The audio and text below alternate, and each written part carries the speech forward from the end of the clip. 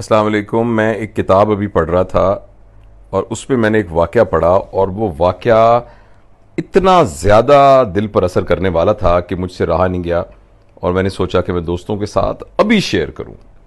ہوا یہ کہ حضرت ابو ذر غفاری رضی اللہ تعالی عنہ کسی بات پر حضرت بلال کے رضی اللہ تعالی عنہ کے ساتھ ان کا ڈفرنس آف اوپینین ہو گیا.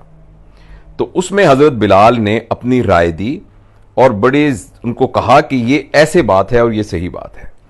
اس پر حضرت ابو ذر غفاری کو غصہ آیا اور انہوں نے ایک فکرہ ان کے منہ سے نکل گیا. انہوں نے کہا، اے کالی کلوٹی ماں کے بیٹے، اب تو ہمیں سمجھائے گا؟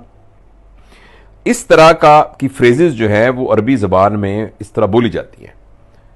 تو حضرت بلال نے جب یہ سنا تو ان کو بہت برا لگا. انہوں نے حضرت ابو ذر غفاری کو کچھ نہیں کہا، صرف یہ کہا کہ میں اس بات کو نبی کریم صلی اللہ علیہ وآلہ وسلم کے علم میں لے کے آؤں گا.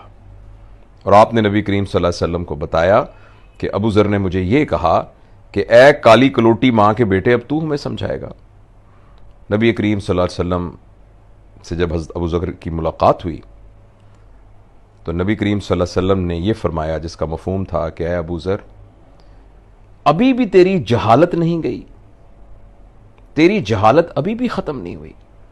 نبی کریم صلی اللہ علیہ وسلم کے منہ سے صرف اتنا سننا تھا کہ حضرت ابو ذر غفاری رونا شروع ہو گئے اور وہ مسجد سے باہر نکلے اور وہاں زمین پہ کچھ گیلی مٹی تھی، وہ انہوں نے مٹی اپنے روتے روتے منہ پر ڈال لی اور وہ باہر بیٹھ گئے اور انتظار کرتے رہے کہ جب حضرت بلال وہاں سے اٹھ کے آئیں گے. اور جب حضرت بلال آئے تو انہوں نے کہا کہ اے بلال، میں اس وقت تک یہاں بیٹھا رہوں گا جب تک تم اپنے پاؤں کے نیچے میرے اس مٹی والے منہ کو نہیں رونتے، جب تک مجھے میرے کیے کی سزا نہیں ملے گی، جب تک تم میرے منہ کو روندو گے نہیں، اس وقت تک میں یہاں سے نہیں اٹھوں گا. حضرت بلال آگے بڑھے.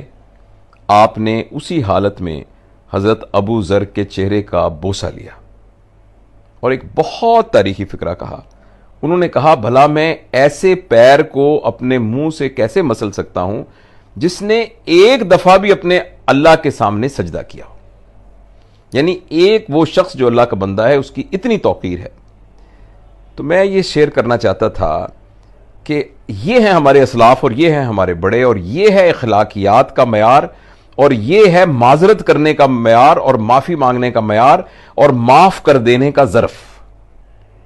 ہم اپنی زندگی میں دیکھیں، اور خاص طور پر ارد گرد جیسے آج کل ہمارا میڈیا کے زیادہ ہونے کی وجہ سے اور یہ جو پولیٹیکل ہمارا نظام ہے، اور جس میں ایک دوسرے کی ٹانگیں کھینچنا اور ایک دوسرے کے خلاف بد کلامی کرنا، گالی گلوچ کرنا، کریکٹر اسیسینیٹ کرنا، آپ دیکھیے کہ کتنا زیادہ نامناسب ہے اور کس قدر اپنے اسلاف کی تعلیمات سے انحراف ہے. تو یہ میں نے واقعہ پڑھا تو میرا دل چاہا کہ میں تمام دوستوں کو یہ ریکویسٹ کروں کہ ہم بھی اپنا دل بڑا کریں.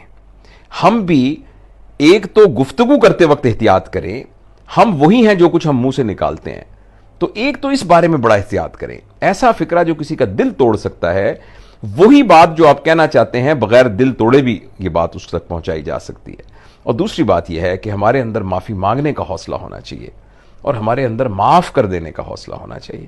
ہم سمجھتے ہیں کہ ہم لوگوں کو میرٹ پر ٹریٹ کریں گے، ہمیں لوگوں کے ساتھ رحم کے ساتھ ٹریٹ کرنا پڑے گا. اور میں یہ سمجھتا، اگر ہم یہ کہیں کہ بھئی میں جو ہوں میں تو اصول کے مطابق ہوں، مجھ سے کوئی بے اصولی کرے گا میں بالکل برداشت نہیں کروں گا، تو میرا اور آپ کا ظرف، میرا اور آپ کی سکل، میرے اور آپ کا جو معیار ہے وہ تو پرکھا ہی اس بات پہ جائے گا کہ جو اچھا نہیں تھا اس کے ساتھ ہم نے کیسا سلوک کیا. تو یہ بات میں آپ کے ساتھ شیئر کرنا چاہتا تھا.